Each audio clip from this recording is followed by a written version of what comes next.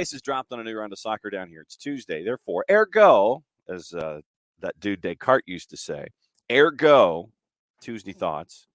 Anything on the table? What's on your mind? We got Champions League. I think we can safely say that there are a couple of teams that are a part of what's going on that might be how do we phrase this? That might have different lineups than other folks. So Champions League kicks in, and then because of the time change, at least for this week, remember it's 1:45 and 4 as opposed to 12:45 and 3. Next week, then we'll get back to everything that's going on. But yeah, there's you got 2 matches early at 1:45. You've got 6 matches at 4 o'clock. We'll get into those, and we'll get into all of the other juice boxes going on. But the biggest thing is that activity. You've got some league action in South America and things like that. But more than anything, it's Champions League. It's the championship, and it is lower division stuff that's going on in the midweek in England, including EFL Trophy action. So there's and 4 matches in the championship. So we'll get into the juice boxes in that, and coming up in just a little bit. There's stuff going on that got me fired up this morning, and we'll hear exactly what it was that got me fired up this morning, and it has to do with Lionel Messi. We'll get into that in a little bit. But biggest thing coming up here with the opening kickoff, once again brought to us by our friends at Kickoff Coffee, kickoffcoffeeco.com. And that probably is an improvement for a lot of folks that have the QR code. For those of you who are watching on Twitch, use that QR code and you can get anything and everything going on with your relationship with Kickoff Coffee, kickoffcoffeeco.com. You can follow them also, Kickoff Coffee CO, on Twitter, on Facebook, and on Instagram. Don't forget to use the code SoccerDownHere15. You get 15% off of your purchase, and they in turn take 10% and they roll it over into the youth initiatives that they have earmarked for growth, and very, very cool stuff from them. So once again, kickoffcoffeeco.com. See, there we go. We'll line it up. Use the QR code. There we go. Use that QR code right there to get everything kicked off with Kickoff Coffee, kickoffcoffeeco.com, Kickoff Coffee CO on Twitter, on Facebook, and on Instagram. So morning, Sean. Morning, Mr. Fantastic. So Halloween hangovers. All right. So yeah, saw that about Takeoff, and that was something that I know a lot of folks were shocked to wake up to this morning. 28 with Takeoff, I believe, if memory serves. But last night, and we got into this yesterday, roster update, Sean. Let's get into those. Let's get into those dates. Let me give you the dates and the rundowns of the off-season stuff. So, and we've seen kind of things trickling in from teams and things like that. We got to talk to our buddy Nico Moreno about the roster development going on in Seattle. So, all right. So here's your dates. Trade window opens November 7. It's a 48-hour trade window. Then trade window closes. Blackout period begins. Then that's Wednesday, November the 9th. Expansion protected list is announced on the 10th. And then that's when the league releases the players eligible for selection by St. Louis. Atlanta United, remember, they're exempt. Expansion drafts on the 11th. Monday the 14th. Monday the 14th is the deadline to submit bona fide offers and exercise options. That's noon on the 14th. So basically 2 weeks from yesterday. Deadline for Atlanta United to submit to the league office in writing all bona fide offers. Atlanta United must submit to the league which players will have their options exercised, which players will not. Free agency begins on the 16th. Re-entry stage 1 starts on the 17th. That's at 1 o'clock. End of year waivers is conducted on the 17th. World Cup kicks off on the 20th. Re-entry stage 2 is the 22nd. Black Friday. College showcase is in December. Schedule releases in mid-December. The World Cup final watch party is at the Roxy at the Battery for anybody that wants to go. That's 10 o'clock in the morning, Sunday, December 18th. Super drafts on the 21st. early January, preseason workouts begin, and then we're off and running. So there really isn't a whole lot of off season that we have here. Well, and Mr. Fantastic, that's what I want to get into after we get into opening kickoff. So, Michael, okay. Michael, fired up as always this morning, my friend. That's yeah. So there's Michael this morning. All right. So Michael goes to the head of the line. Wish we were eligible to lose a player via the expansion draft.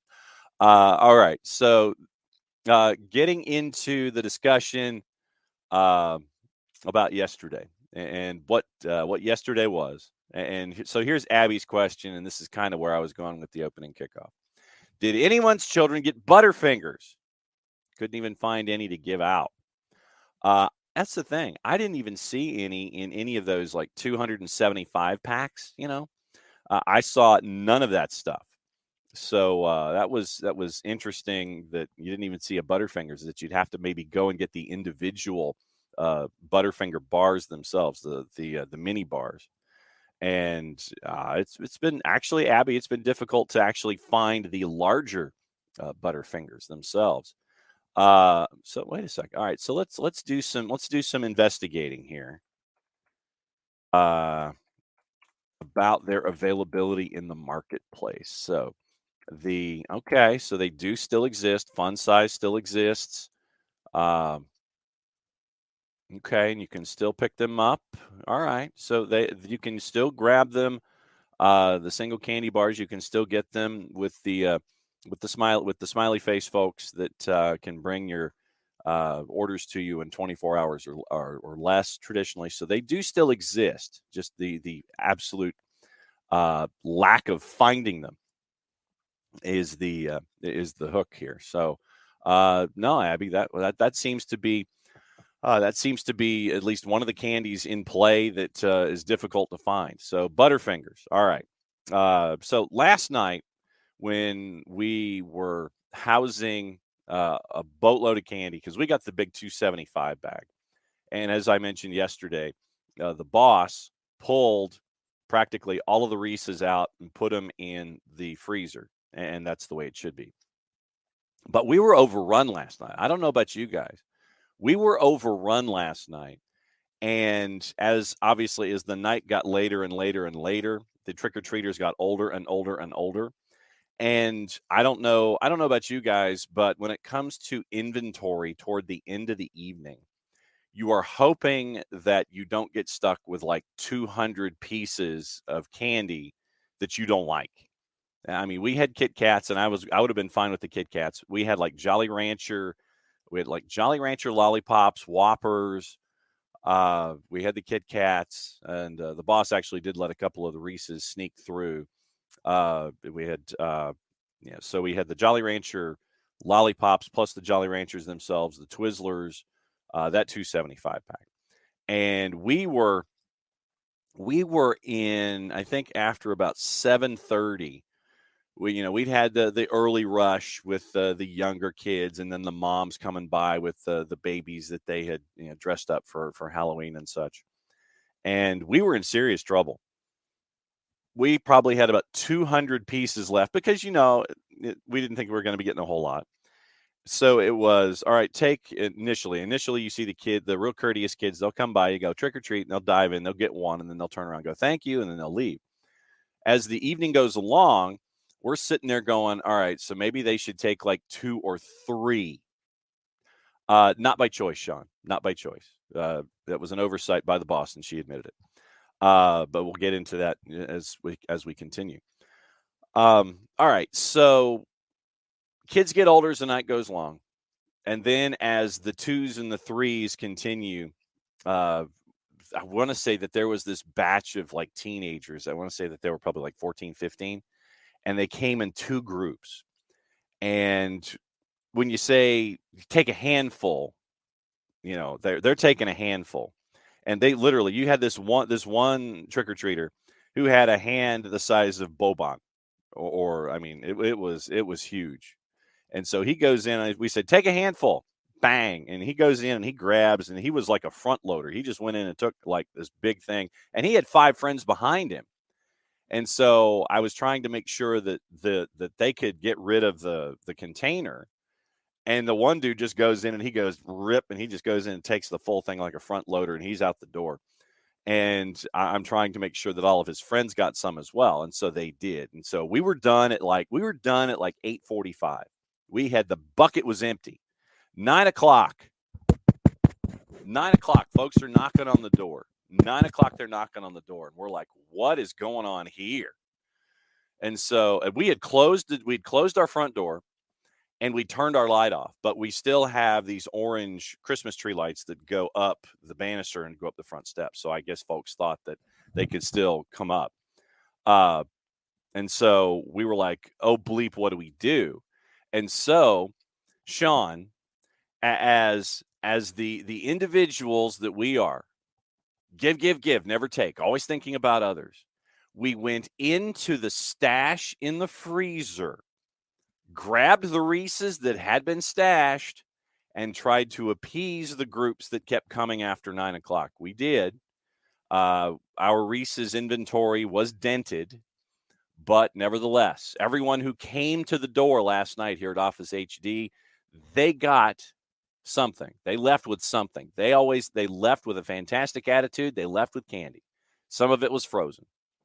So us being nice folks gave away some of our Reese's inventory. Do not be dismayed, Sean. We still have a boatload in the freezer. It's just that the ones that we pulled out of the 275 box and the 275 bag, they were there to help the trick-or-treaters last night. So we still have a fair amount of Reese's. By the way, the one thing that didn't get touched was the entire bag of Reese's pumpkin shape. That stayed in the freezer the entire time. The normal Reese's were the ones that were in the freezer, and they were given to those who came to the door. So, I don't know how, I don't know about y'all, but, I'm glad that, I'll go through the responses here just a little bit. I don't know how busy your evening was, but our evening was busier than we anticipated. We had to go into the reserves. We had to go into the strategic reserves to help folks out last night, but everybody went away happy. And like I said, I still have an entire bag of the Reese's pumpkin shapes. I still have an entire bag of that wasn't touched. So the normal size stuff that went to everyone that came on the door.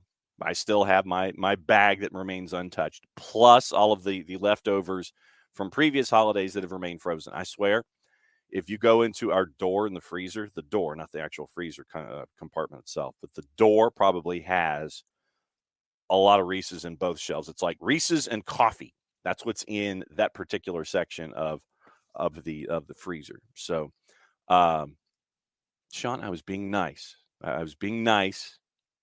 I was being nice, giving away Reese's. So everybody went away happy. So that was the experience last night. Now that was why I wanted to ask you guys about your experience last night and see how many folks came. What were the groups? What was the best costume? What was the best costume that you guys saw last night? We had Alex Morgan come by, which was very, very nice. One of the mothers who had a baby, no more than year-old toddler, dressed the baby up as a sheep and used cotton balls as like the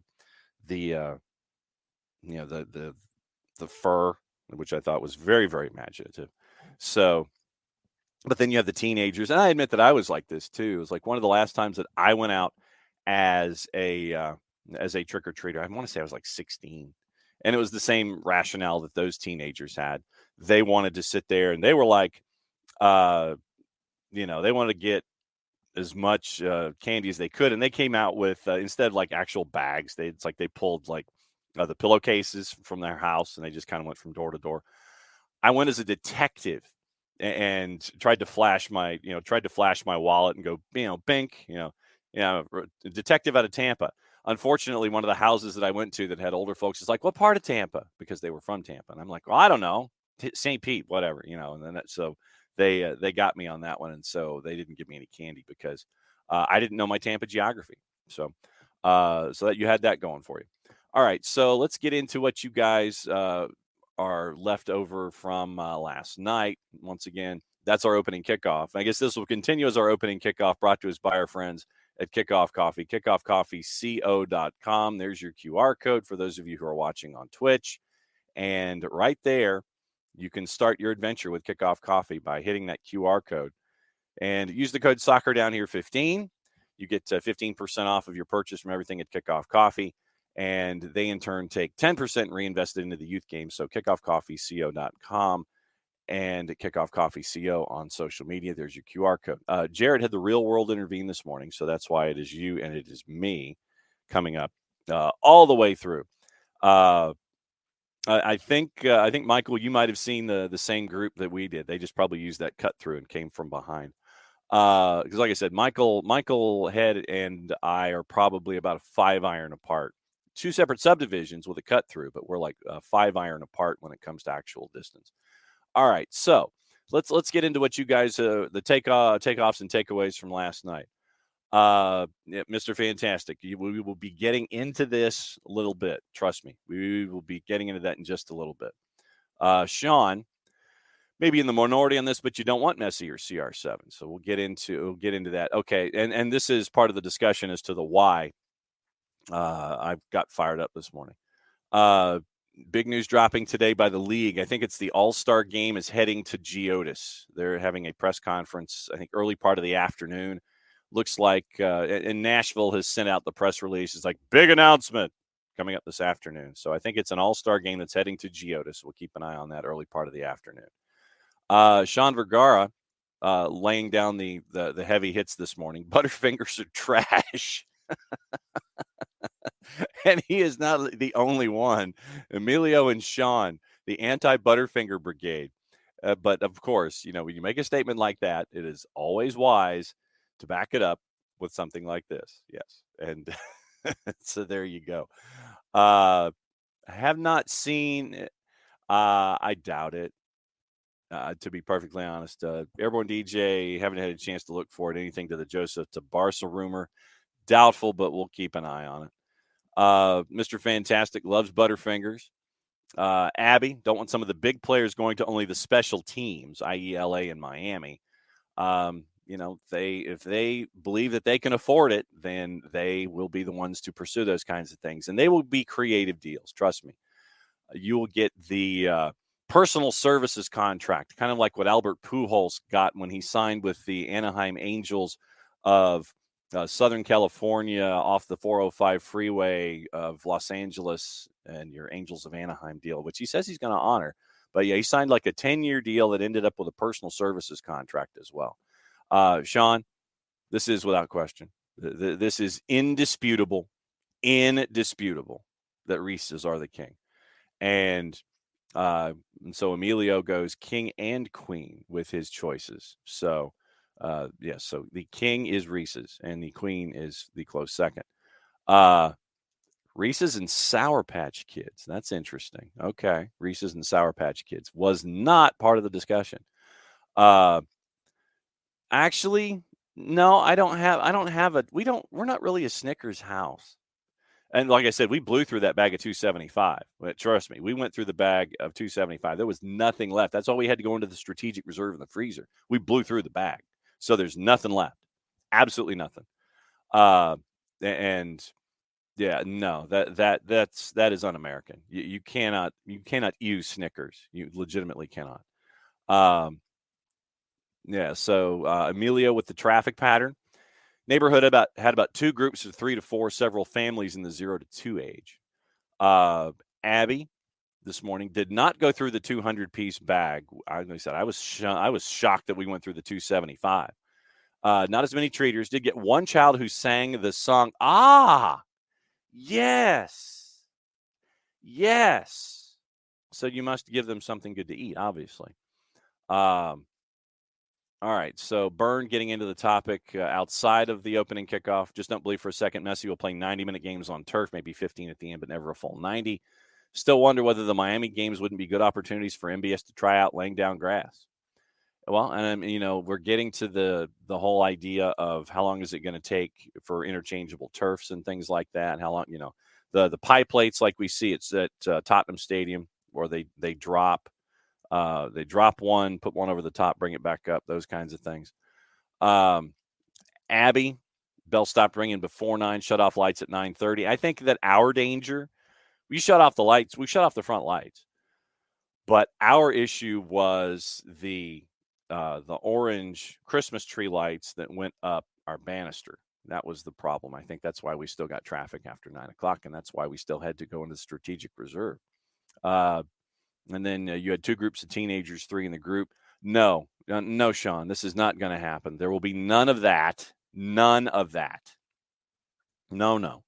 There will not be handing out $1 bills, because then you have the trick-or-treater tell 2 friends, and so on, and so on, and so on, and your door will continue to have the doorbell ring until like 10:30, 11 o'clock tomorrow night. You can't do those kinds of things. Abby, though, with an interesting thought, go with the Susan B. Anthony's. Yeah, that's an interesting idea.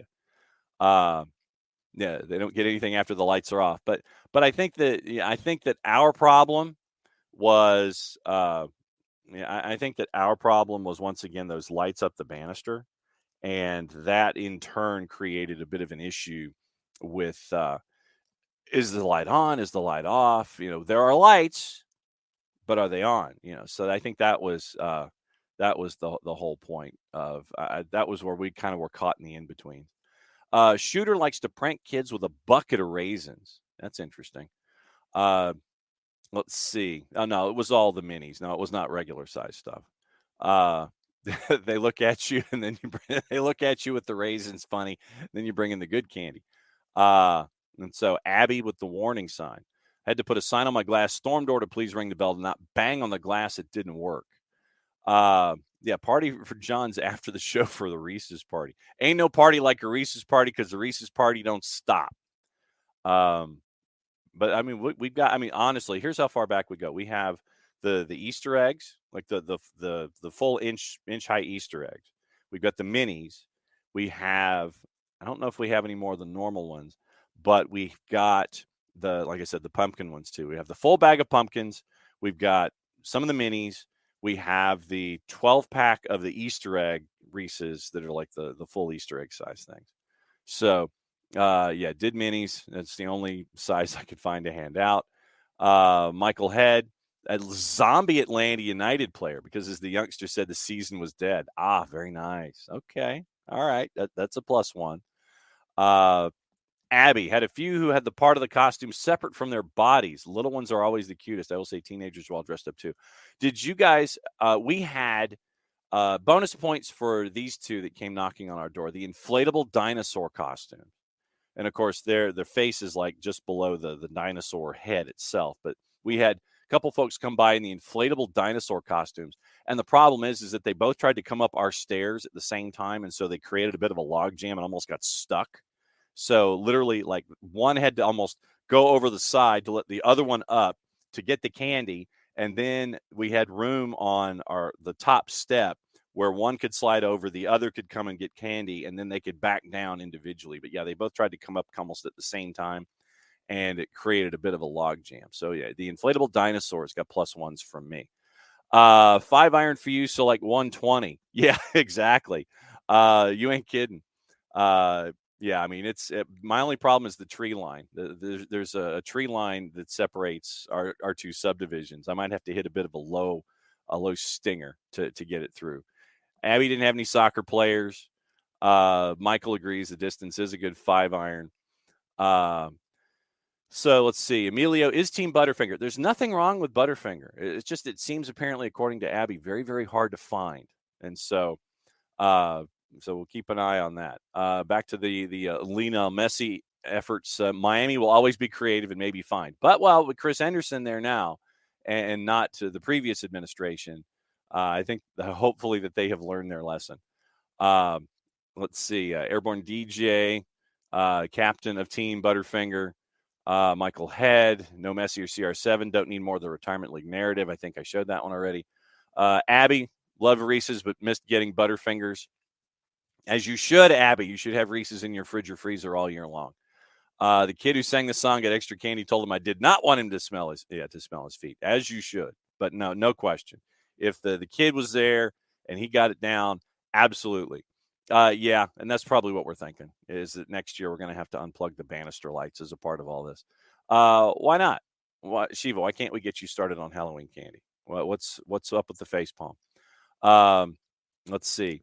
Abby will bring hot chocolate. Yeah, T-Rex, definitely. That's a fun image, no doubt. Marshmallow and Ghost Face from Shiva. Okay. And Chris Henderson's at Miami. Okay, so keep that coming. Keep your Halloween experiences coming this morning. We'll continue to talk about that.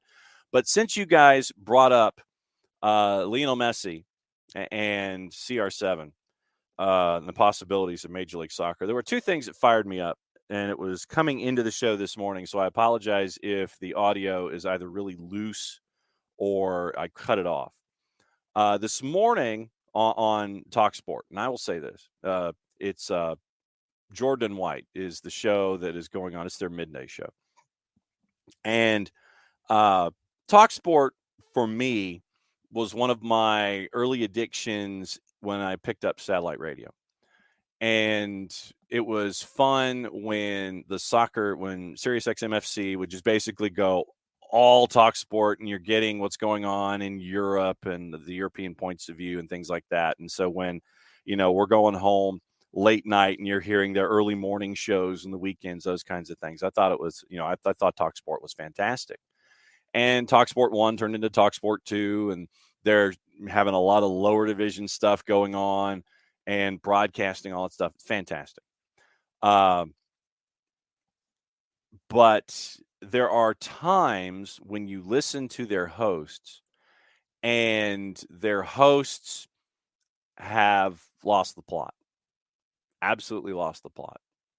And I admit probably sometimes I fall into the idea of, talk sport radio guy, that they're trying to cater to a least common denominator just so they can get listeners and those kinds of things. But I've always maintained that it's irresponsible journalistically when you do these kinds of things. And I know that they'll sit there and they'll go, journalist, and they're not. But it's dangerous when you put out these kinds of ideas that they put out specifically this morning or this afternoon, their time, this morning, our time. This was on the Jordan and White show this morning when they were discussing Lionel Messi and PSG. Once again, courtesy of our friends at TalkSport. Be fair, he hasn't set the world on light, like PSG, has he? 38 hasn't done too badly. I saw some of the goals at the weekend. Well, I mean, he's played, 38 games and scored 12 goals? 13 goals. That's not Lionel Messi-esque, is it? That's not the statistics that we have associated with him. It was a move that was born out of economic need. He's gone to PSG with a big fanfare, and I don't think that fanfare has been repaid in terms of his achievement. He's 35 years of age. He's 2 years younger than Ronaldo. You'd like to think, if he thinks he's still a serious footballer, he's not going to America, is he? No, you wouldn't think so. If he still thinks he's a competitive, let's be honest, he's a genius of a footballer. But like everything runs its course. So I'd be disappointed to see him land in Planet Hollywood. Yeah. In Beckham's circus. The land of no promotion or relegation. Well, yeah, it's not serious football for Lionel Messi. This is arguably the world's greatest player at still a stage in his career where he should be able to perform in the elite leagues. So going to America, I don't know what that says at this stage at 35. You think, because he hasn't carried a lot of injuries, has he, Lionel Messi? He's played a lot of games, but it isn't a success. I don't think his trip to Paris has been a success currently. No. By his standards. Let's be fair. Okay. So his trip to France hasn't been a success. Right. Just as a reminder, this season, 17 matches, 12 goals, 13 assists. Remember, he was also fighting COVID. And PSG is definitely going to attempt to extend him, and they're going to try their hardest. On Teise, when he was asked about it, the truth is it hit me very hard. Symptoms very similar to how everyone else gets it, coughing, sore throat, fever, but I also felt it left me with post-COVID issues in the lungs. I couldn't train. I couldn't even run. So I think it's safe to say that, Lionel Messi setting the world alight. That what Jordan and White decided to put out into the ether this morning could not have been any less accurate. And it's, once again, thank you, TalkSport. The notion that Lionel Messi it's just it stuns me, but it doesn't stun me when you say things like this. I know that you're trying to, and Airborne DJ, I know that you and I have seen the circles and cycles. Yeah, well, yeah, and he said it's not serious football for Messi, meaning he's still capable of playing in top leagues. But it's just the haughtiness that's attached to it, and I think that if you were to sit there and if you were to just multiply the numbers, he would end up with over 20 goals and over 30 assists in Ligue 1. I would posit that Ligue 1, it's PSG and everybody else. You better put up numbers like that. And, if British sports talk radio wants to sit there and say that Lionel Messi coming to Major League Soccer would not be a challenge, I mean, dude's in his mid-30s, but I think that he has also earned the right to sit here and dictate where he wants to go and what he wants to do. The notion of talking down a performer like Lionel Messi and sitting there and literally talking him down and saying that he isn't, that he's not setting the world alight, I think that that's just false. It's just a false thing to sit there and say. But, of course, once again, it's sports talk radio. When the subject was brought up by Ian Joy and Fabrizio Romano, they have a new podcast over at CBS. The discussion was made, or the discussion was brought up by Ian Joy, and he wanted to ask Fabrizio Romano about what the international perception is of Major League Soccer. So let's take the Jordan and White perspective and counter it with what Ian Joy and Fabrizio Romano put together. This is courtesy of House of Champions and CBS Sports. What do people think about Major League Soccer? You speak to a lot of people. What is their impression of Major League Soccer? Do they even like the league? Is it a league where they can see, real potential of growth? Honestly, it has completely changed in the last 2 years, I would say. 3-4 years ago, it was like retirement league. Okay, it's just about the money and nothing else. Personal life is not about football. Now it's different. Now the feeling is different. You can see important players trying to go there and to have a competitive experience. Also with this idea to win something there. So it's not just about the money. It's not just about living in the USA. It's something different. I always mention Lorenzo Insigne because he had the chance to go to important European clubs, like Borussia Dortmund, for example, and he decided to go to the MLS. And this is something that maybe 2, 3, 4 years ago, it was absolutely impossible for an Italian player to go to MLS instead of Borussia Dortmund, for example. And he's not 37 or 36, so it has completely changed. It's completely changed. So that's what you're staring at from our friends Ian Joy and Fabrizio Romano when they were asked about it.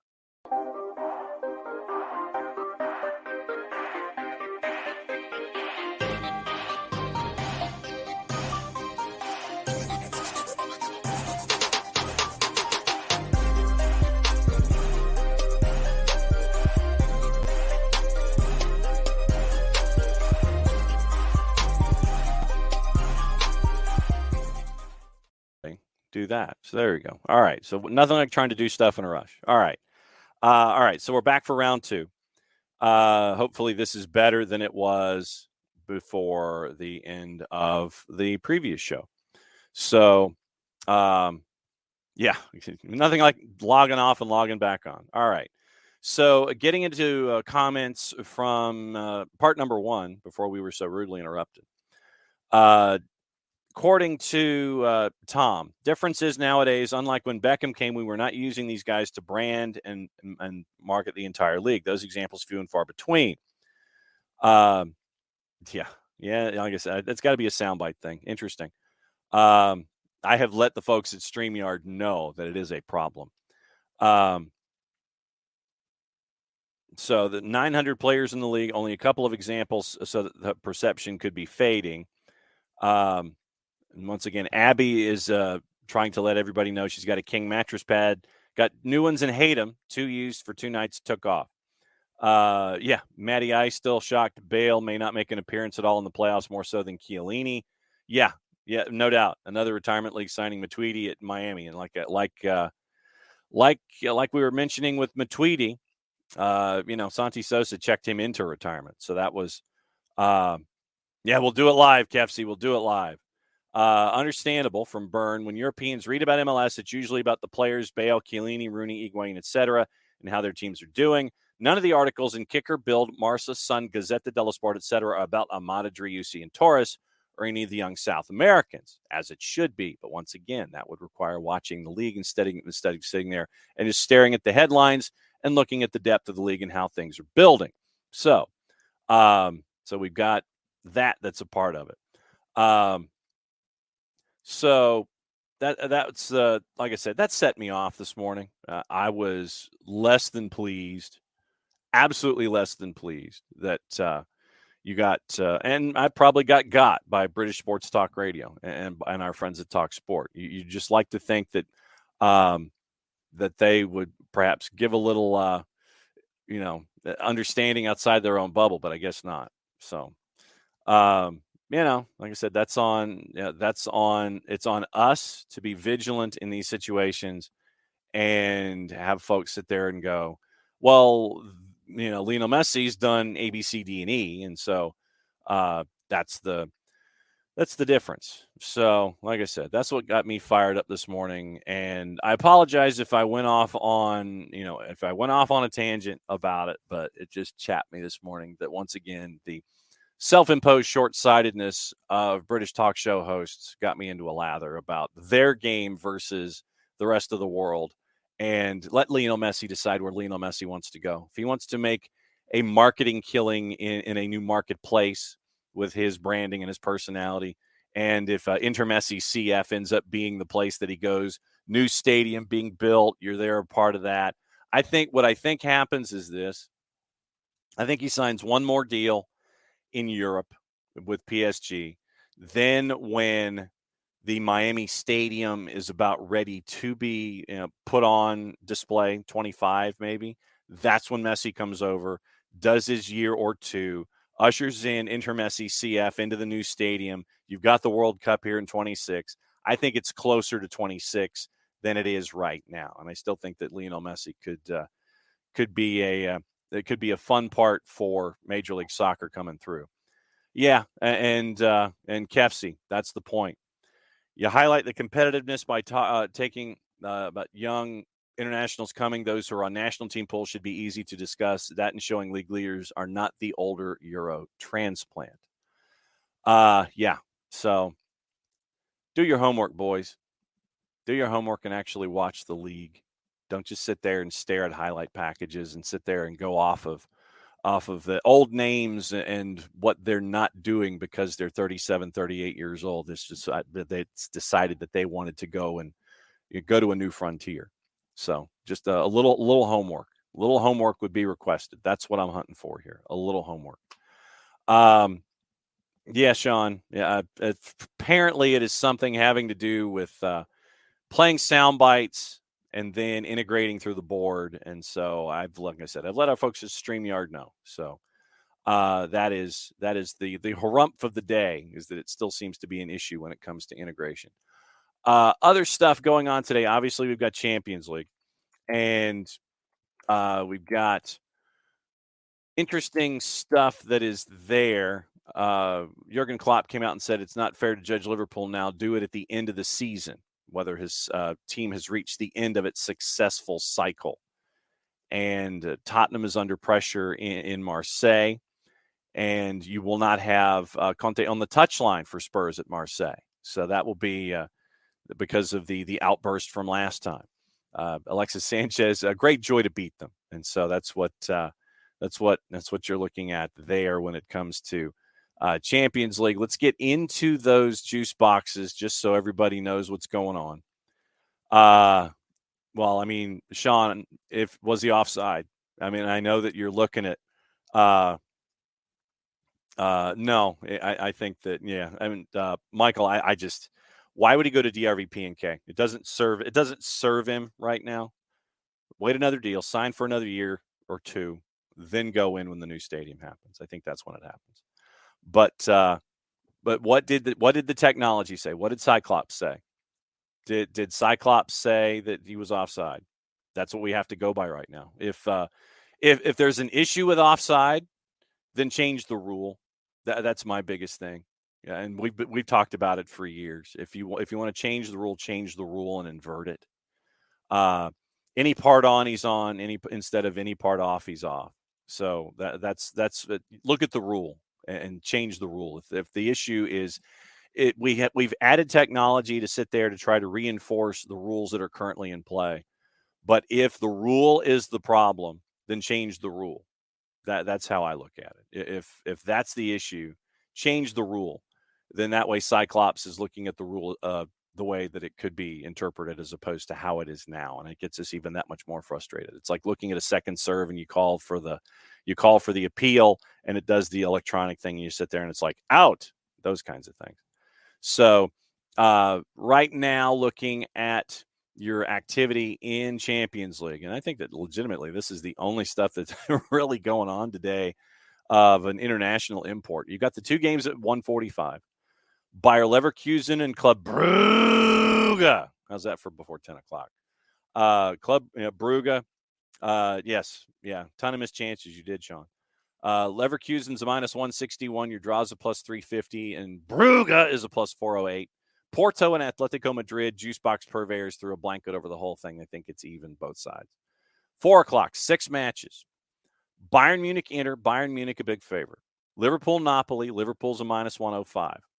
Napoli's a plus 263. Marseille's a home dog at a plus 211. And Spurs are a plus 133. Your draw's a plus 248. Victoria Pilsen at home, a plus 750 as Barca comes to town at a minus 286 in a game that means nothing, at least when it comes to knockout. Rangers and Ajax. Ajax a minus 109. Gio van Bronckhorst says that he knows they're not at Ajax's level yet. Rangers at a plus 277. Sporting and Eintracht Frankfurt. Sporting at home is a plus 146. Your draw is plus 257. Eintracht Frankfurt at plus 185. So let's get into the standings with Group B. And so it's A, B, C, and D that are active today. E, F, G, and H are active tomorrow. Here's the deal. Napoli is 3 points ahead of Liverpool right now, 15 points to 12. So all Napoli has to do is a kickabout. Legitimately, all they have to do is get a result. They win the group. Liverpool's your 2. And Ajax has to have something seriously go wrong for them not to go into Europa League, because right now they are at 3 points. And even if Rangers won, Rangers have only scored 1 goal in group play. So the goal difference of minus 18 doesn't quite match to minus 7. So that's where we are. I don't know if I think my Brugge was later on Friday, so that the voice might have had to take a little time to get warmed up, Sean. So Napoli needs a result, just anything. They win the group. Ajax could do whatever. They'll go to Champions League. Or they'll go to Europa League. Group B, Brugge and Bayer Leverkusen. Now this one, it has impact on both sides. So here's the deal. Brugge right now is a point ahead of Porto. So they need to match Porto's result to win the group. Brugge is at Bayer Leverkusen. Bayer Leverkusen, once again, Atletico Madrid and Bayer Leverkusen. Atleti just has to match Leverkusen's result to go to Europa League. Bayer Leverkusen would be 4th at that point. Porto, 1 point back, goal difference of +4. So You want to get into math with Atletico Madrid, you could do that, but right now, basically, Brugge needs a result. Brugge needs a result to better Porto. Atleti needs a result to better Bayer Leverkusen. That's Group B. Group C. Bayern has won the group. That's done. Done and dusted. 5 points clear, 1 match to go. So what happens against Inter, you're probably going to have a kick about. They don't care. They just don't want anybody to get they don't want anybody to get injured. Neither team does. They're both through. Bayern won Group C. Inter is your number 2 out of Group C. Barca and Victoria Pilsen, doesn't matter. Barca and doesn't matter in the same sentence after last match week. And there was discussion after last match week when they were blown out in Barcelona, when they were blown out of the group stage and they don't advance. There was talk that Xavi might be in danger. In your standard, very calm talk shows that were there. Part of the discussion, is Xavi in danger? And then they were staring at Thomas Tuchel, possibly to take over Barcelona.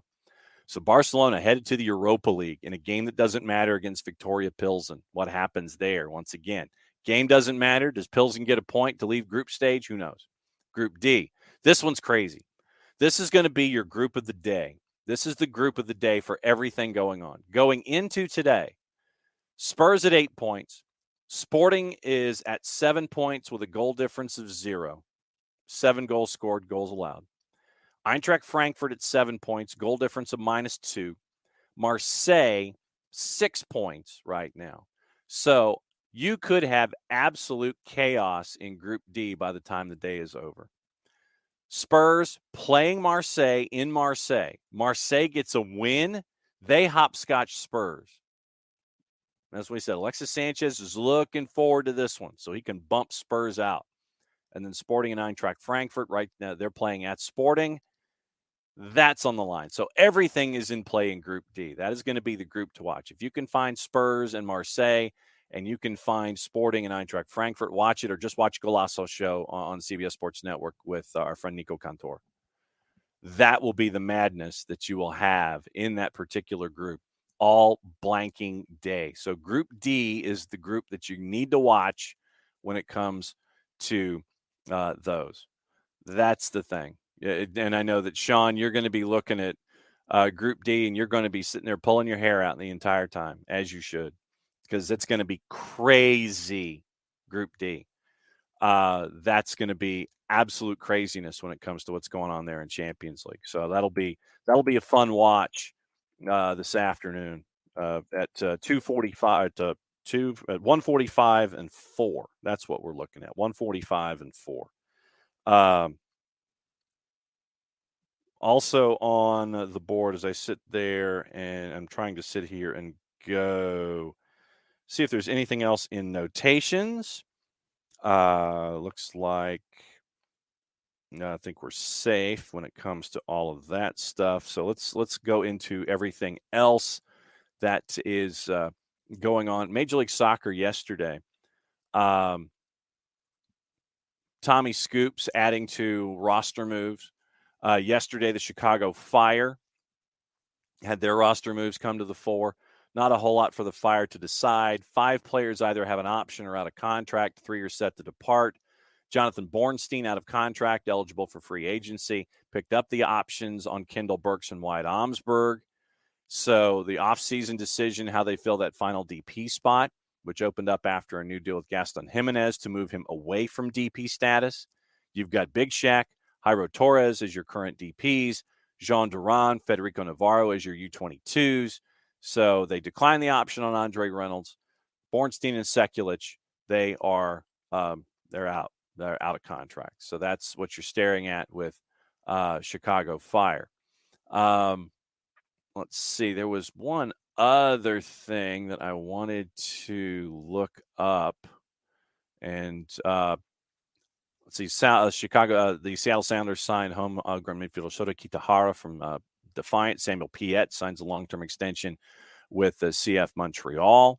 So we'll keep an eye on all of those things as well. Also on the board, let me see if there was anything else that was on the board this morning. Let's go through the papers and see what gossip, rumor, and innuendo have to say this morning. And I know that I've also got to read a promo since we're at the top of the hour. Anybody but Philly, and I think that this is going to be the interesting part in all of this for this week because of LAFC, and you have folks that aren't fans of LAFC. Then you've got Philly and the general disdain, sorry, Rich, that folks have for their style of play. This is going to be interesting hate watching this entire weekend to see what's going on with all of this. Manchester City fear Ilkay Gundogan will leave the club on a free next summer, yet to agree to a new contract, current deal expiring in June. Manchester United want to secure Marcus Rashford's future at Old Trafford before the end of the year to fend off interest. 25-year-old free to open talks with foreign clubs in January unless he signs a new deal or a one-year option clause in his contract is activated. That came from the forward paper, so accept that information at your own risk. Manchester United also interested in signing Max Aarons from Norwich. Sorry, Michel, not a lab. To challenge Portugal international Diogo Dalot with Bayer Leverkusen's Jeremy Frimpong, another option that came from the three-word paper, so take that information at your own risk. Poland striker Robert Lewandowski says he's comfortable and happy at Barcelona. Added that the club's failure to qualify for the last 16 in Champions League will make them, quote, stronger for the future, end quote. That came from La Vanguardia in Spanish. Arsenal reportedly sent scouts to watch Palmeiras and Brazil midfielder Danilo last week, with the Gunners interested in bringing the 21-year-old in January. Three-letter paper. Once again, accept information at your own peril. Arsenal reportedly in talks with the Uruguay winger Facundo Torres from Orlando City.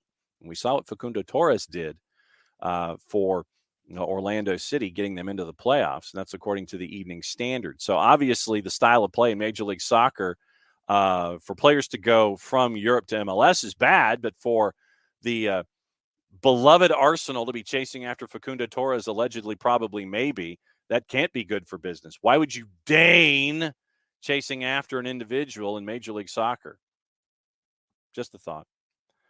Manchester United still interested in signing Cody Gakpo from PSV, close to signing in the summer, and trying to try it again in January. Chelsea considering a move for Wolves and Portugal defender Nelson Semedo to replace injured international Reece James. Wolves needs all the help they can get. Can they afford to lose Semedo? That's the other question. Brighton boss Roberto De Zerbi keen to sign Mikola Matvienko. We talked about that yesterday. Valued at around £17.2 million by Shakhtar Donetsk. That came from our friends at The Athletic. Flamengo's Brazilian midfielder João Gomes says Liverpool or a team he would play for, although Real Madrid are also reportedly interested in the 21-year-old. West Ham keeping tabs on Middlesbrough's Isaiah Jones, the 23-year-old England winger, also attracting interest from Crystal Palace. Leicester not thinking about selling Yuri Tielemans in January. Amid reports, Arsenal are still interested in signing the 25-year-old. Everyone has a price. Just ask $1 million man Ted DiBiase. And if Arsenal comes with a large check for Yuri Tielemans, Leicester City, who is in dire need of cash so they can bring folks in and avoid relegation, just ask Jason Nix how bad it is. When you're borrowing against future TV revenue, there's going to be a price for Yuri Tielemans. Yuri Tielemans will go. England, hopeful Bukayo Saka will be fit for the World Cup after having spoken to him after he was injured in the win against Nottingham Forest. Sheffield Wednesday manager Darren Moore says contract talks are taking place with 21-year-old midfielder Visao Deli Bashiru, who's in the final year of his current deal, and that is from our friends at Yorkshire Live. So that is the early round. Let's see if there's anything else on the board from papers. So far, all of Todd Bowley's Chelsea signings so far, big old meh. So we'll keep an eye on that. And he says he still wants to be the de facto sporting director through the January window. So we'll see what happens there. And wants to bring in other folks. Daily Mirror, Newcastle's John Joe Shelby poised to earn a one-year deal extension worth more than £3 million. Bayern Munich defender Benjamin Pavard could be on the lookout for a new club in January, with the French international said to be unhappy with the situation at the Bundesliga club. And Wales, I need to ask Jared about this. Wales football team will consider changing their name to Cymru on the international stage after the World Cup, sticking true to their roots. Very, very cool idea. Let's see. 28 clubs have written to the government urging it to press ahead with plans for an independent regulator, warning inaction would lead to clubs being wiped off the map. That's according to The Guardian in the lower divisions. Daily Express, Besiktas manager Senel Gunesh has admitted Dele Alli has performed below expectations since his season-long loan switch from Everton in the summer. Juve reportedly plotting a strategy to lure Antonio Conte back to the club amid their dismal campaign under Max Allegri. They should already be coming up with a plan against Max Allegri, but apparently Allegri's too expensive to fire. Daily Star, Real Madrid have reportedly given Chelsea a huge boost in their bid to sign Newcastle's Bruno Guimaraes in January's transfer window. The Times, government looks to be prepared to allow Daniel Kretinsky, the secretive Czech billionaire and West Ham stakeholder, to increase his stake in the owner of the Royal Mail. Celtics Champions League group stage match with Real Madrid will be officiated by Stephanie Frappart. That's a first for the Scottish club. Very, very cool.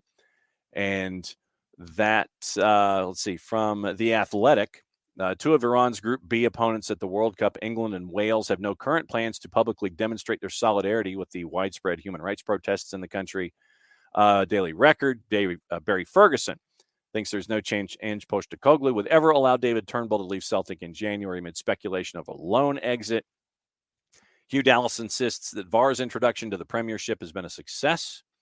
Other stuff going on in Aberdeen are back in the running for Tranmere Rovers right back Josh Dickers-Cogley. Jim Goodwin looks to beef up his defense. Maybe he should beef up his offense and his offensive thought, but that's just me. And according to Scottish papers, Celtic reportedly bracing themselves for transfer interest in Josip Juranovic after the World Cup. So that is the tour of everything going on in the world when it comes to all of the papers. We mentioned hate watching for MLS Cup. Shiva, don't like either team, just want MLS Cup to be over so we can get to the World Cup. You're probably not alone.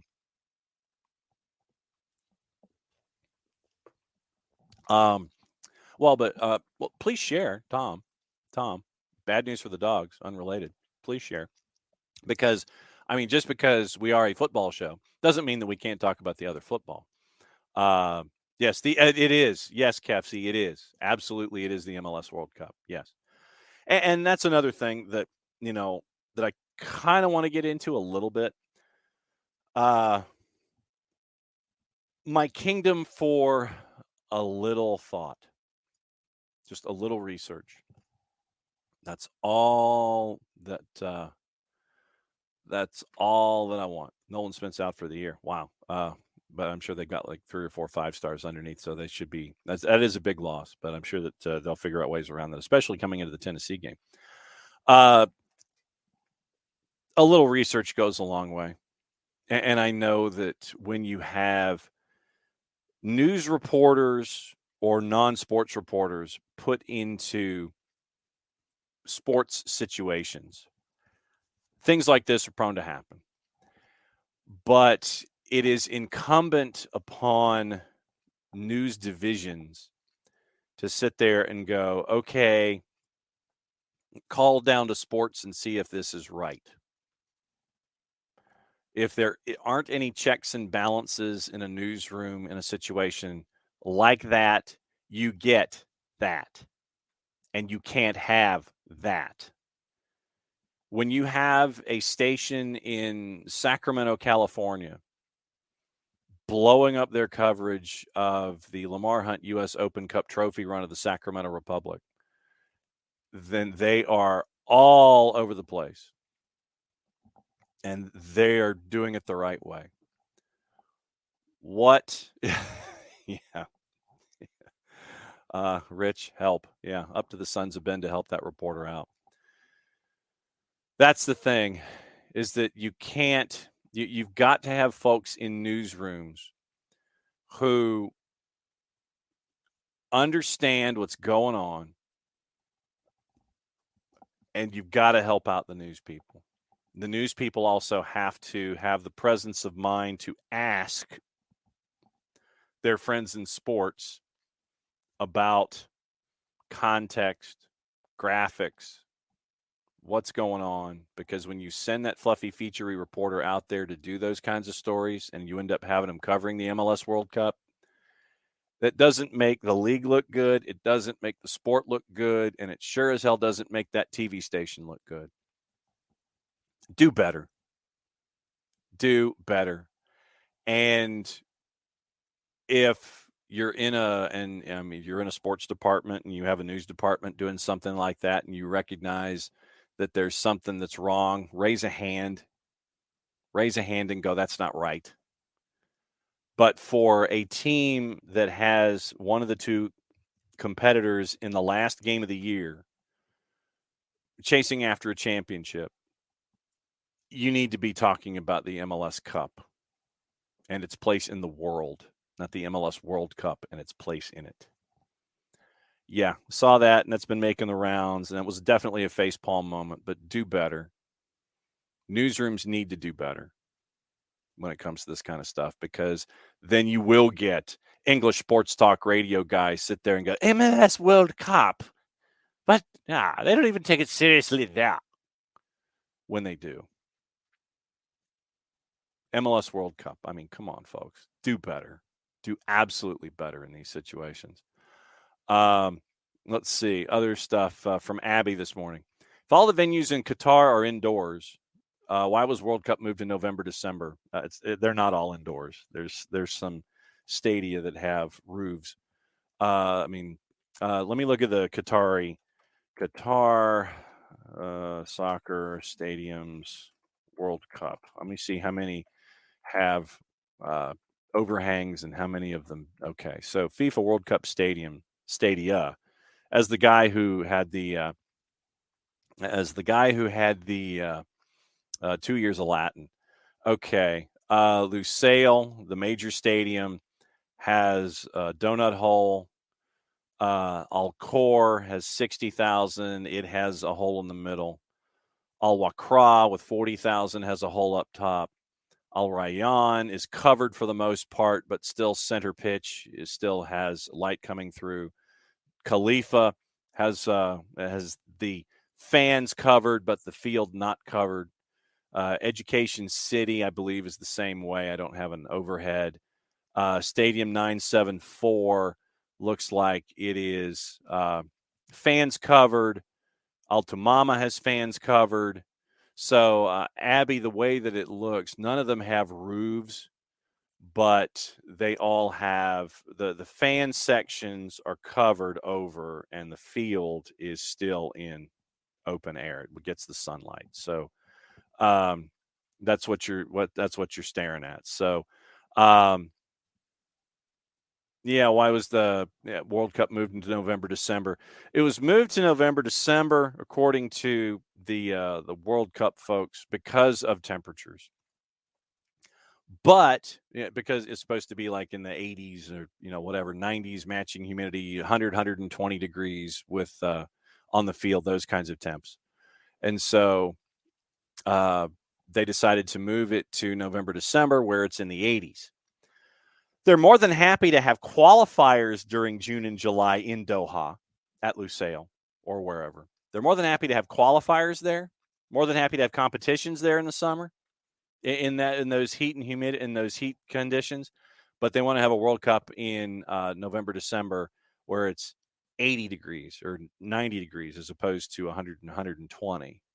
But no, they were more than happy to have qualifiers there in June and July, but they wanted to have the real World Cup in November, December because of temperature issues, something like that. So, safety of fans and not players. No, but it's not even all indoors. They're not. Field AC, there's a lot of cooling elements that are there. Everybody burned. Good news that everybody knows the World Cup. It's the one soccer moniker that transcends into the general consciousness and everywhere else in the world. Sean with an interesting thought. It might be because of the tracking apps. There's supposed to be 2 tracking apps that you were supposed to download when you're wandering into the country. One of those tracking apps has been withdrawn as a mandatory download. I think it had to do with COVID concerns, I believe was how it was phrased, that they wanted to keep track of folks.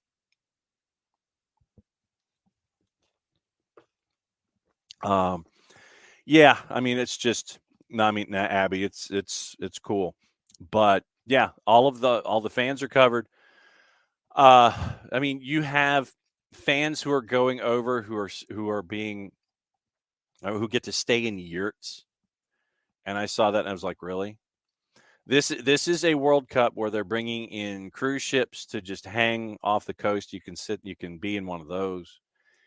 The amount of places where folks can be housed versus the amount of individuals who can actually be there, I believe, is 10%. What they're banking on is like day travel, fly in, fly out. That's what they're banking on. They're banking on you not staying if you're going. That's what they're hunting for. But the network that is broadcasting it here in the United States has already said that they're not going to talk about anything outside of the actual sport itself, outside of the games. They're not going to do it. I wonder what any other non-rights holder network is going to do when you're there, especially when you're having to download all the tracker apps.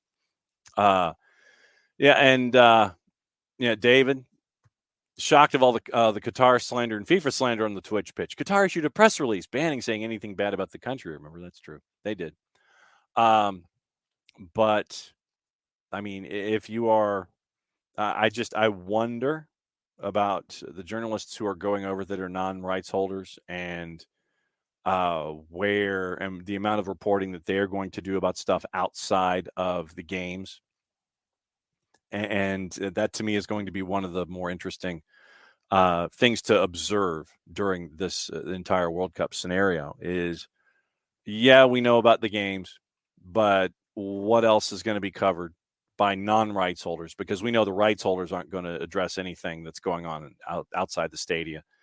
I want to know about the safety of the fans with the weather conditions being what they are. They'd set up a couple of trial matches a little while back and admitted that they had some things to learn, and I'm paraphrasing, about lack of concessions, a lot of lines, things like that. So we'll see. Yeah, OG, it may very well be. Michael Head, the World Cup has so many problems: corruption, lives lost in building useless stadium. FIFA going to FIFA. I mean, Stadium 974. For those of you that haven't had the chance to stare at them all, it had to do with 974 long beds that were all placed on top of each other to create the basis, the base of the stadium. Like 18 wheelers. So Stadium 974 is going to be somewhat recyclable. I think all the seats go and they go and they recycle them and they sit there and send them out to other stadia when they're done when the tournament's over. But yeah, Stadium 974 having to do with the back ends of 18 wheelers or cargo ships that brought stuff in.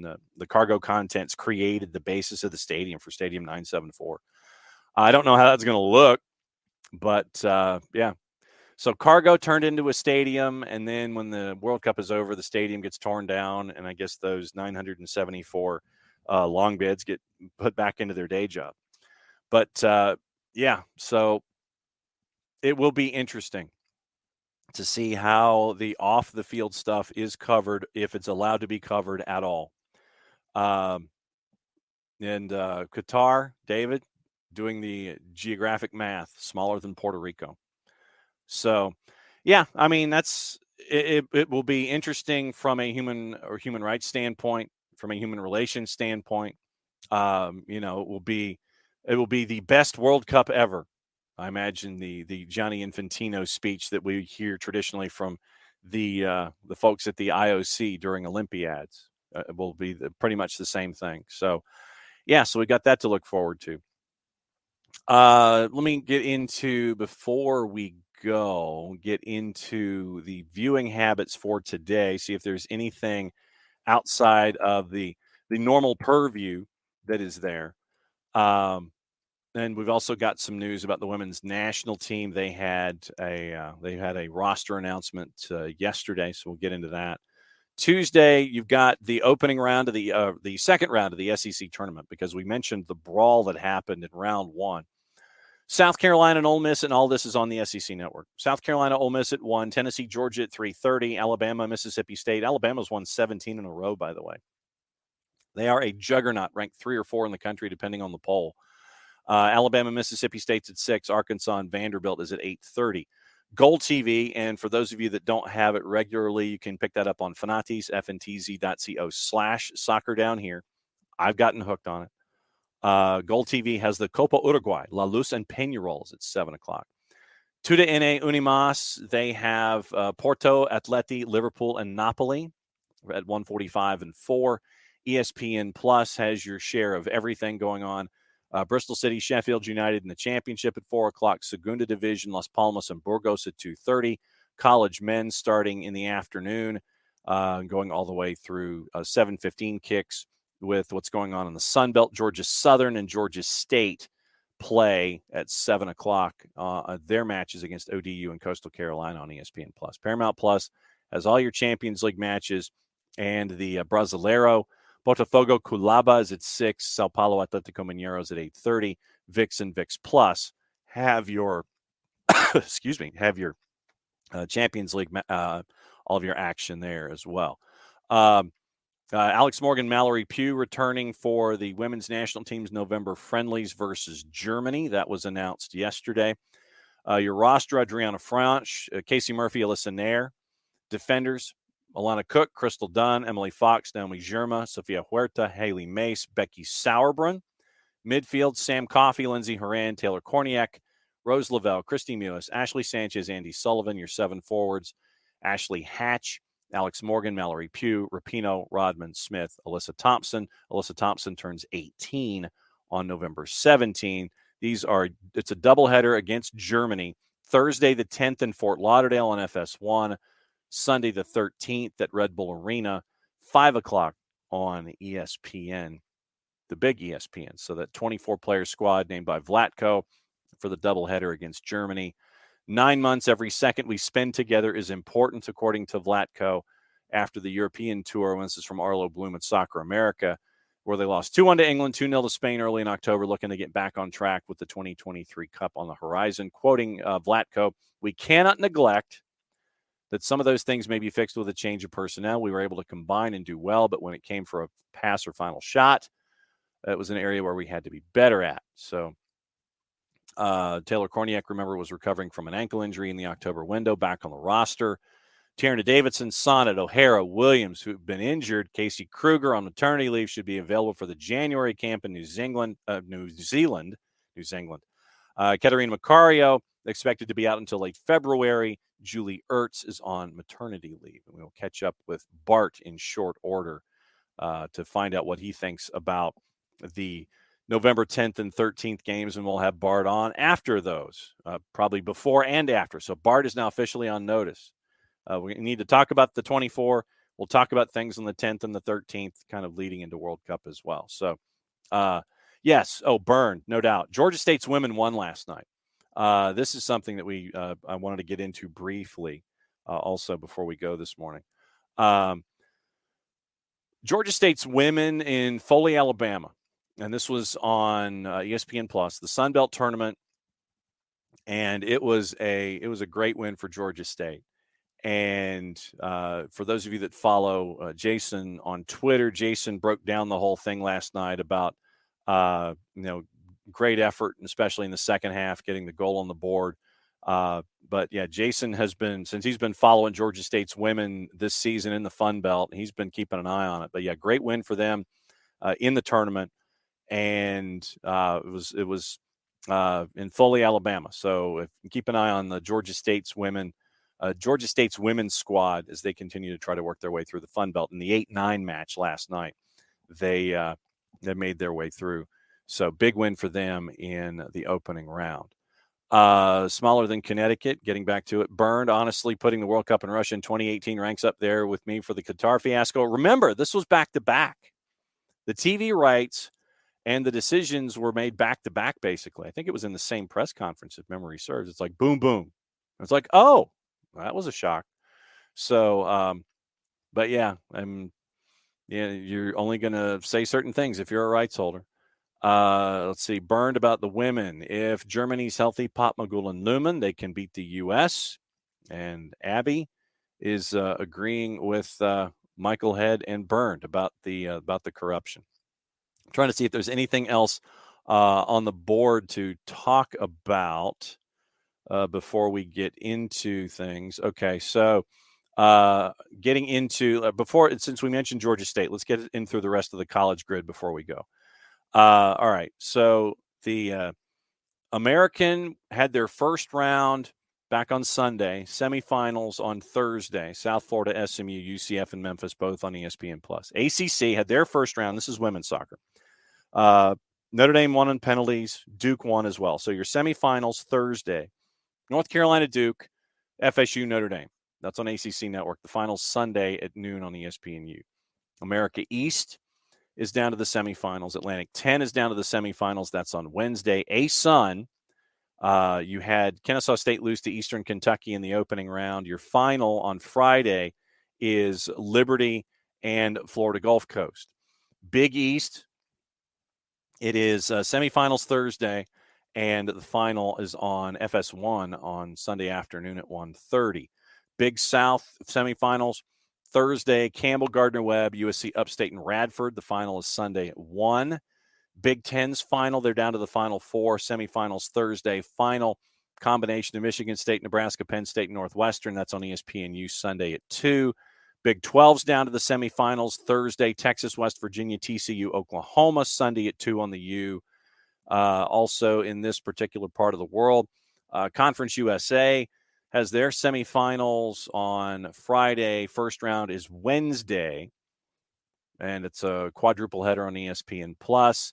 Also, let's see, MAC, Missouri Valley, Mountain West. I'm trying to find stuff here in this part of the world. Ohio Valley, their semifinals are Friday. Tennessee Tech, Lindenwood, SIU, Edwardsville, Moorhead. Final is Sunday at 2 on ESPN+. Here's your SEC. We mentioned Thursday. We mentioned the quarterfinals on Tuesday. Thursday's your semis. Your final is 2 o'clock Sunday on the SEC Network. No surprise on the women's side in the Southern Conference. Final is Sunday, UNCG and Samford. That one's on the plus. So you've got that. And Byrne mentioned Georgia State's playing Georgia Southern Wednesday at 5. That one is going to be highly contested. So for those of you that will be in front of a TV Wednesday at 5, recommended, considering how these rivals do not like each other, recommended viewing if it's in the room with you. State and Southern Wednesday at 5. Really looking forward to that one. Kefsey, a fan of UNCG, they have really, stormed their way through on the men's side as well when it comes to the postseason tournament in the SoCon. So Kefsey has pegged UNCG, and everything I think is going through Greensboro when it comes to every single thing with. Now, my son almost went to UNCG. Okay, Abstein, Abby. Good one. Abster and Abby, trying to say the same thing twice. Obviously, keeping an eye on injuries for the men's national team. Weston McKinney had a thigh injury over the weekend. Sidelines him for 2 weeks, according to Italian reports. 4 players missing weekend action. Matt Turner, Chris Richards, Luca Della Torre, Josh Sargent, Serginho Dest returned to action, as did Timothy Weah. But Weston McKinney will keep an eye on his injuries as well. That is true. They do not have American football at UNCG.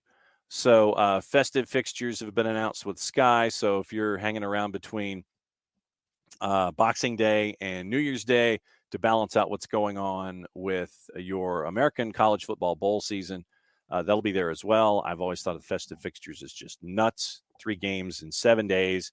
Just because you think it's cool, it's dangerous for the players there in the championship. One other thing before we go, Monashim, haven't had a chance to talk about the NWSL championship, which was fantastic, by the way.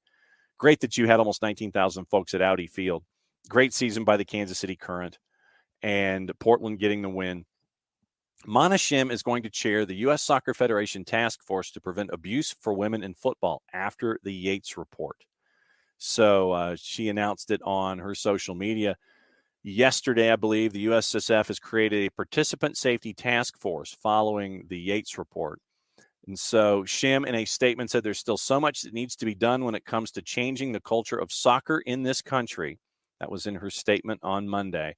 Believe we have an opportunity in this moment to protect players and set a new standard for all sports. We don't have any time to waste. And so Mana Shim says, for far too long, leaders across the soccer ecosystem, including at U.S. Soccer, have not taken responsibility for protecting players. I believe in the capacity for change. As leader of the task force, I'm committed to ensuring not only that the Yates recommendations are implemented, but that we push beyond them. We need to find the root causes of our sport's systemic failures and take action at every level, from the youth game to the professional game. So very, very cool to see that with Mana Shim and the announcement there. A couple of other things before we go. I feel like I'm doing like false cues to close. Stephen Goff had a couple of things yesterday involving DC United that came across the board. Taxi Funtas not disciplined for allegedly using a racial slur, and in a separate matter, DC United was fined for violating a diversity hiring policy.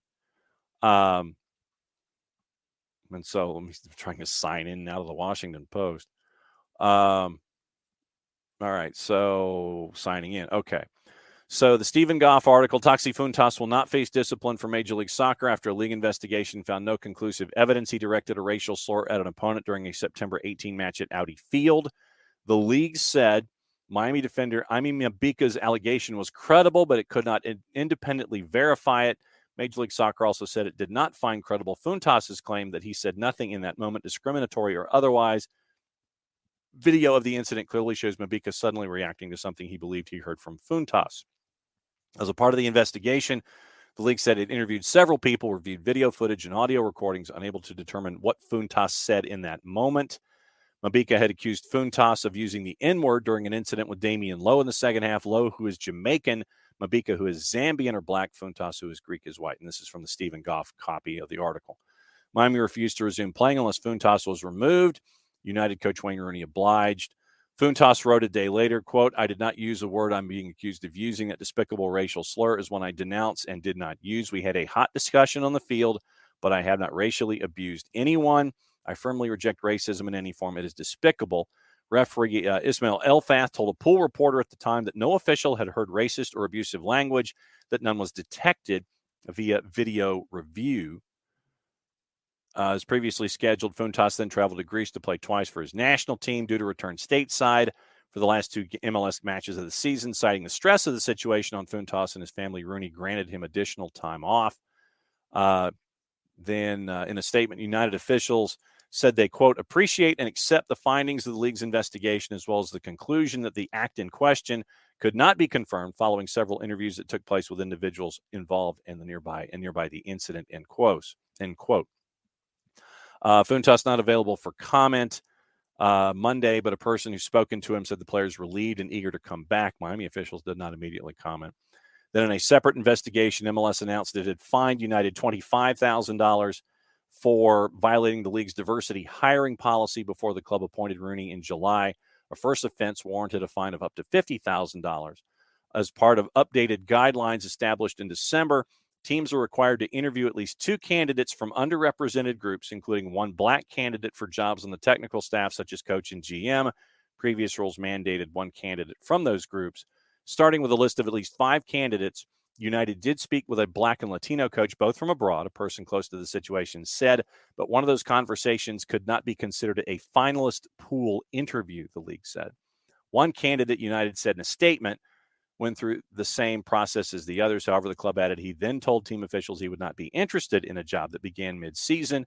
Quote, upon learning this, the club focused its attention on the remaining finalist candidates, end quote. The league, however, said United remained obligated to bring in an additional candidate from an underrepresented group into the finalist pool or request a waiver from MLS detailing the extenuating circumstances that would not allow them to have done so, end quote. So that's a very busy day for our friends in D.C.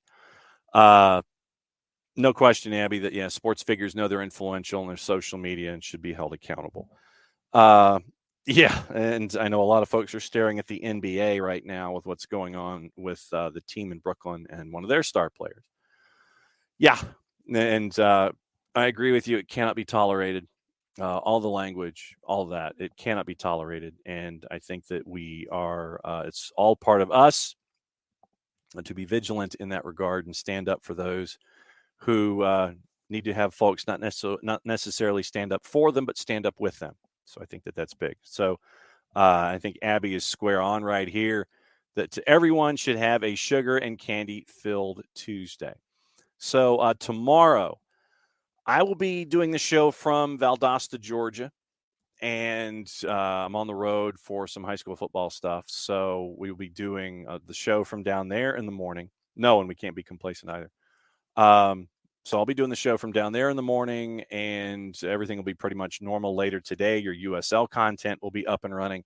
The League One and USL Championship reviews, they'll be up. Prem and Proper will be up tomorrow, and we will get back to pretty much a week as normal. Power Hour on Thursday. We're going to try and line up some interviews involving Chattanooga Red Wolves and South Georgia Tormenta as they get ready for the USL League One final, and try to get you as up to date with what's going on with the Final Four in USL Championship. Tampa Bay at Lou City and Colorado Springs at San Antonio. Thursdays with Nico should be live at 5 Eastern time. And it looks like we'll be tracking down Stephen Short, who has left the league office of the USL and is now a part of the Lexington group in USL League One. So we'll catch up with him and find out about his move and what is up with that and what he's looking forward to with this group in Lou City. So once again, thanks to everybody for letting me know what was going on with your Halloween and everything that was going on with all of your topics. And thanks for jumping on, especially after sound bites make things go boom.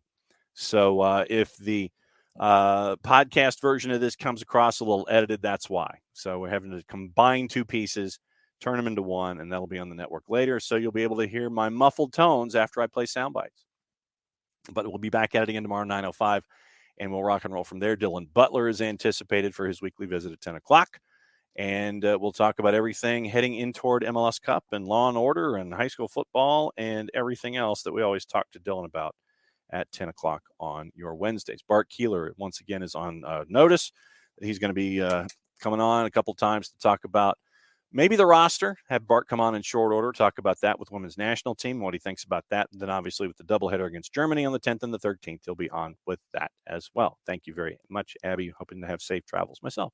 It's a story about Lowndes High football and them helping out Fort Myers Dunbar in their first game after they got back to school after Hurricane Ian, and that'll air during the championship. So that's your sneak preview of that. So once again, thanks to all of y'all for hanging out once again, putting up with channel changes and things like that for Tuesday Thoughts. We'll be back at it again for a Wall Pass Wednesday, where everything is on the table, as it always is. Mucha plata, y'all. And since it is the end of the show, played safe, everybody. That means I get to play this. See you tomorrow morning.